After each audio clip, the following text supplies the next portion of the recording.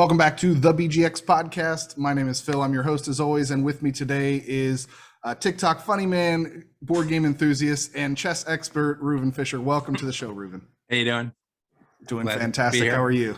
Pretty good. Pretty good. Awesome. Well, hey, I appreciate you being on the show. Why don't you get us started off? Just kind of tell us a little bit about yourself and how you got into gaming. So I guess I got into gaming before board games like we know it, right? Via chess. I was a chess player since the late 60s. And I played a lot of tournament chess in the 70s and 80s.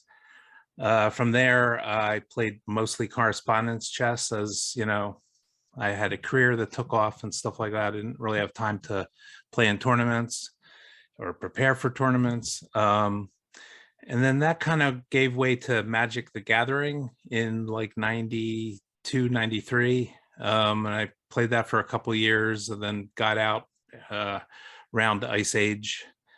And then shortly thereafter discovered, you know, what we call board gaming these days with like your Ticket to Ride and your Settlers of Catan. And since about 2017, got back into chess. I've been playing mostly again with the ICCF, which is the International Correspondence Chess Federation. When I used to play in the 80s with them, it was all via the mail and postcards, and now, you know, they've entered the the digital age, and it's all done over servers. And currently, I'm rated 2152. Trying to make master level, but I'm looking at 60 next year. So my chances of improving that much, you know, I'm fighting the clock. Yeah. Oh, well, I mean, that's incredible. You definitely way better than I could do with chess. I mean, I've been playing for a little bit, but you know, nowhere near you know, competitive level for sure. So my passion these days is, you know, kind of if you look at the distracted girlfriend meme, you know, so Right. the one that has my eye right now is Go. And I'm a total beginner in that, very much a beginner. And it's just a fantastic game. So I play chess and Go pretty seriously, but for fun, it's board games, right? So chess, especially, I play for blood. But they don't play that way when I play board games. You know what I mean? I just play for fun, and, you know, of course I try to win, but. Yeah, that's incredible. So, you know, you mentioned a couple of your gateway games. That's normally one of the questions we ask on here is kind of what's the game that sort of brought you from the games of childhood into sort of what we call modern gaming? I mean, what was that for you? What helped with that transition? So it was probably, you know, the cliche Ticket to Ride, Settlers of Catan. But then outside that, I think it was Vikings, which is a Michael Kiesling game, which I still love to this day, and I would always break that out. Plays best with three. It's a rondel type of mechanic with that. You're balancing, you know, the income of your various Vikings and what they can do, and to purchase tiles on the rondel and make that, you know, decision whether you go expensive for stuff that you'll need or keep playing it cheap, and it still works. Gotcha. So is that kind of the game you use if you're meeting with somebody who hasn't really gotten into gaming? Is that one of your go-tos? If you know me, if you're one of my friends, you've definitely played Vikings along the way. Yeah, that's how I am with my go-to is Betrayal at House on the Hill. I know there's kind of mixed opinions out there about it, but it was one of my first, you know, big games, so to speak, and one that I still like to break out, especially if I'm with a group that you know, that I feel I can handle a little bit of light RPG. It's a good one, I think, to break out because it's kind of got some of those more modern elements. Right. Yeah. I'm trying to think what game I would break out these days. Roll for the Galaxies one. Okay. I love that game. I think it's the next step up for some folks. And it it solves a lot of the problems that Race for the Galaxy had as far as the learning curve, Hmm. because the symbology is all spelled out and on the cards. What's kind of your normal gaming group size right now? I mean, how often are you playing, and what are you playing lately? So because of COVID, I haven't really been going to conventions anymore. Yeah. So I was a regular at Dice Tower Con. I was a regular at BGG Con. Mhm. Um, I've passed on the last 2 years, and I'm not sure if I'm ready to go back yet. Um, uh, I'm perfectly happy right now playing on BGA, Yeah. Board Game Arena, Mhm. and have a load of games going usually at one time. Yeah. So that's scratching the itch right now. Probably this summer I'll show up somewhere. Yeah. Okay. Yeah, I've kind of been the same way. I've, been working from home, and, we've been kind of staying in. I'm planning to go to Dice Tower East in Orlando, provided there's no big outbreaks before then or anything Yeah, crazy. right. Nice. Yeah, so we'll see how that goes. We'll see if the event even stays on right now. So Is that be your first Dice Tower Con or? it will, yeah, first Oh, one. nice. Yeah, so I'm excited to get there and participate, and I've heard about board game flea markets, which I'm thrilled about. Been buying a lot of games on Marketplace lately, so excited to see what kind of deals I can find. Yeah, it's really great. That it's really great with that convention, watching it grow. Because the first Dice Tower Con I went to was 2, and I think maybe they were 800 folks at that time, and now it's like a regular convention, with vendors, and it's pretty awesome. So who do you prefer to play? I know you mentioned a couple of designers, but who's kind of your favorite designer right now, or who do you got your eye on as far as designer, publisher, artist? Anything? Right. So Erwin Rosenberg's still my go-to guy. Okay. I've been thinking I need to update my top 10 because actually I have a TikTok of my top 10. Agricola is still number 1, but I might need to revise that. I don't get that to the table as much as I used to. Yeah. And when I'm playing solo, I'm just not, there's other things these days. So he's kind of slipping a bit.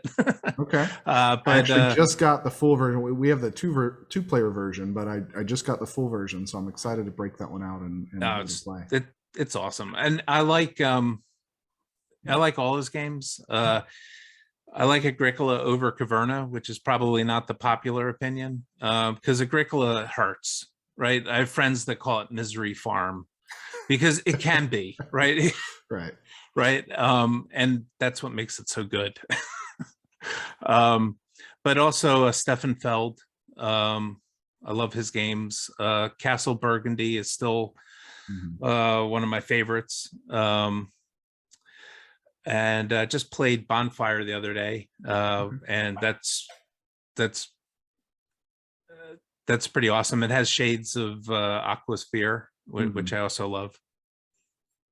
Yeah. And then of course Kiesling, I love all his games, Kramer and Kiesling. Yep. Yeah, so many great designers and self-publishers and Kickstarters and all. I mean, it's sometimes overwhelming to keep track of, who all is in the space and new faces entering, it seems like, all the time. Yeah, I'm not a big Kickstarter guy. I kind of take it a step back. I've been burned on a few right projects, and unless I know the publisher or played the prototype, I'm in. But other than that, I'll wait till it comes out, get the game and go, oh well, I didn't get the extras. Yeah. Right. Yeah, I mean, it seems like a lot of Kickstarters now are just defaulting into how many miniatures can we fit in the box, how big can we make the box. Like, I loved I haven't played it yet, but I desperately looking for a copy of Canvas, which was recently released, which is a Kickstarter, and I thought that was just such a simplistic design, and kind of went the opposite way that I see a lot of Kickstarters going, which is just pack the box full of everything possible, and right. Kind of really overwhelm it feels like is kind of the trend right now. Yeah, so I play a step back these days with that, but these days I've been mainly focused on chess and Go. Yeah, I'm taking a break from chess for a couple months. I played in a couple master tournaments and scored even, Mm. and just want to reassess my strategy and going into tournaments, and maybe changing up my repertoire, my opening repertoire. So kind of working that out, but give myself a couple months rest, and then I'm jumping back in. So what's your process for figuring something like that out? I mean, do you go back and watch old games that you've played, or do you look at who else is doing what, or what's kind of your process for figuring out a strategy? So normally it's kind of my style of playing. So which I think at the level I'm playing now, it's not working for folks above me. So I play a very weird offshoot of the London system, which is hated in chess. Okay. And it's not a lot of theory uh, with that opening. So if I'm playing face to face, or definitely speed chess, I have a great advantage. But playing at the correspondence level, where you have 4 days, if more, to work out your moves, Mm. it's I'm not getting the success that I had, when I was, rated in the 1900s. Yeah. Also, I was playing a lot of Petrov defense, which is kind of it's a pretty solid, some would say drawish type of opening, but I can create some complications with black, and I've had awesome success. But then again, playing it, at the master level now, I'm not, I'm hitting draws. So my last two tournaments, I kind of, I I ended up even. So I just need to maybe I want to work out some more sharper openings, or get back into more sharper openings. Yeah. And I think my opponents know my repertoire, because I've been, kind of playing in the same league for a few years, and you get to play a lot of folks. So, I want to change things up. Yeah, I imagine when you get to kind of the upper echelon, you start to see familiar faces pretty often up there. Yeah, yeah. Yeah, that's really interesting though. So what's kind of your for the next couple months, as you're taking a break from that, what are you going to be kind of focused on, or what do you got going on in there here? Well, I'm still kind of focused on Go. Okay. I'm playing that a lot. I think with chess, my mind works like a scientist. I'm working down the decision tree, and I'm evaluating, and I'm calculating. Mm. With Go, I feel more like an artist, and I'm creating, and we're both creating, and you're creating beauty, and I'm really enjoying that right now. Yeah. Playing a lot of backgammon at a tournament level, and I feel like a drunken sailor. I mean, backgammon is the cruelest game in the world, right? Because you could play every move that the computer works out to be statistically your best move, and still lose the game, right?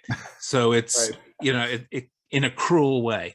So I've been playing a lot of tournaments, backgammon tournaments as well. Backgammon was a game that I picked up in the 70s when I used to play a lot of tournament chess, and I remember playing a lot of grandmasters in backgammon, and I liked it because when the dice were lucky, I could beat a grandmaster, which I can never do in chess. Right? Definitely a little bit more element of luck in backgammon for sure. What's so backgammon? That's obviously a very old game. Chess is a very old game. Both, I think, are kind of making a resurgence right now, especially chess with the Queen's Gambit. Right. What have you seen in that scene since that resurgence? I mean, are there new faces starting to come in and kind of make their way up through the ranks? Well, we're seeing chess got a great boost with Queen's Gambit, which, if you haven't seen the series, I highly recommend it. The chess is on point. As a chess player, you watch movies that feature chess, and you're lucky if they get the board set up correctly. Right. They were using period artifacts, I should say, like clocks and stuff like that, that were to that period. The addition of, the books she was using.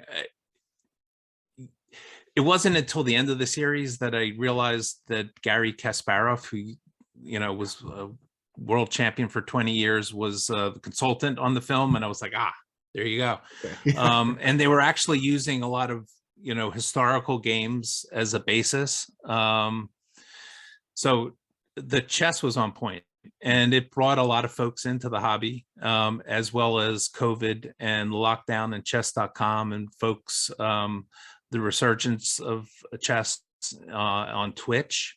Chess has become very popular. And you have folks that aren't at the master level, and they're just at the everyday level having fun playing in tournaments, and that's what the game's all about. Yeah. And in this day and age, you have like Hikaru Nakamura, he was US champion 6-7 times. He's backing off his tournament play for more of a streaming career. And online play, although he just qualified for the candidates tournament yesterday, which is the tournament that decides who's going to face the world champion. So in your free time, I mean, do you do a lot of consumption of chess streams and kind of, content consumption around chess? Yeah. Oh yeah.